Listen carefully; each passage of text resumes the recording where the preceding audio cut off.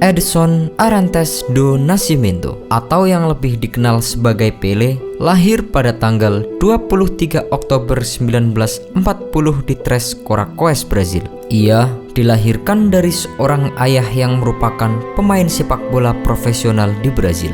Ketika Pelé berusia 4 tahun, keluarganya pindah ke Bauru karena ayahnya mengalami cedera parah di lutut yang memaksanya untuk berhenti menjadi pemain sepak bola profesional. Pelé tumbuh dengan dua nama julukan, yaitu Diko dan Pelé. Keluarganya memberinya nama panggilan Diko yang berarti anak seorang warrior.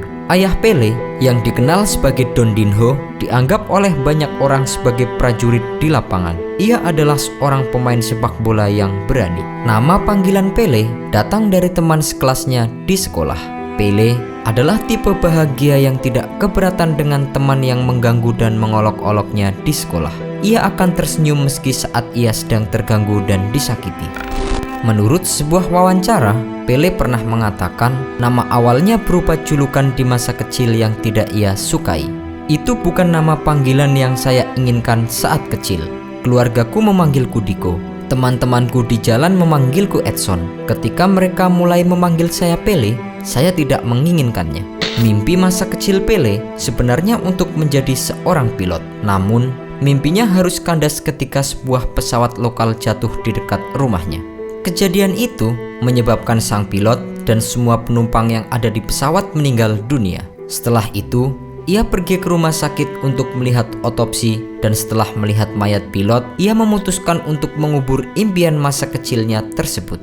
Pelé terlahir dalam sebuah keluarga miskin yang tak pernah merasakan hidup makmur. Saat itu, uang saku yang diberikan kepadanya bahkan tidak mampu untuk membeli bola. Namun, kemiskinan tidak lantas membuat Pelé berhenti bermain bola. Ia biasa bermain dengan kaos kaki yang diisi dengan kertas karena ia tidak mampu membeli bola untuk disimpan di rumahnya.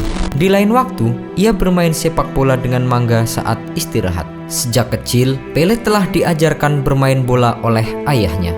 Hampir setiap hari, ia bermain dengan anak-anak di sekitar rumahnya.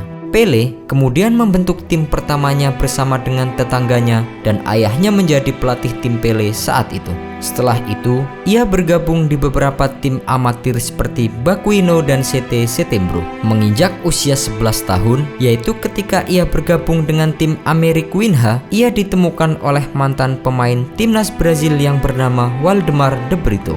De Brito menangkap bakat yang luar biasa dari Pelé dan memberikan tawaran untuk bergabung dengan tim yang diasuhnya, yaitu klub Atletico Bauru. De Brito akhirnya meyakinkan keluarga Pelé untuk melepas sang anak agar bisa meninggalkan rumah dan merantau. Tujuannya supaya Pelé bisa bergabung dengan klub profesional Santos pada usia 15 tahun.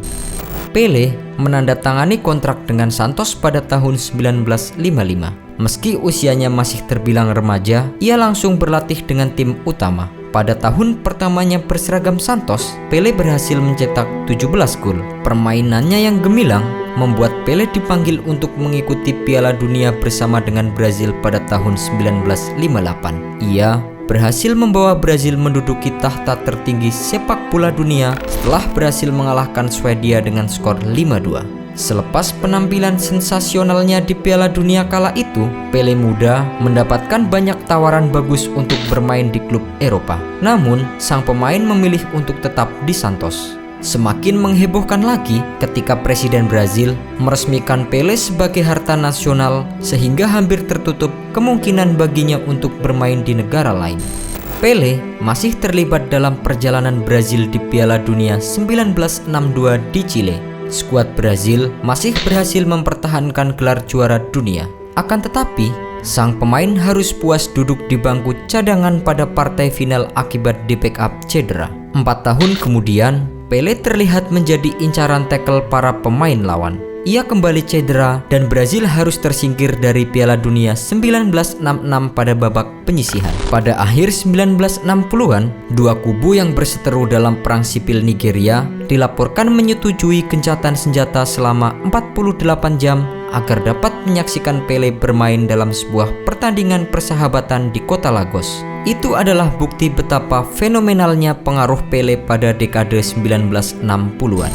Piala Dunia 1970 di Meksiko menandai kembalinya Pele dan Brazil. Sang pemain yang sudah memasuki usia senior dipercaya memimpin skuad yang cukup mumpuni. Pele mencetak 4 gol di turnamen tersebut, termasuk 1 gol di pertandingan final untuk memberi Brazil kemenangan 4-1 atas Italia. Merasa sudah cukup meraih segalanya, Pele mengumumkan pengunduran dirinya dari sepak bola pada tahun 1974. Meski demikian, ia sempat terpikat kembali ke lapangan hijau pada tahun berikutnya untuk bermain di New York Cosmos pada Liga Sepak Bola Amerika Utara.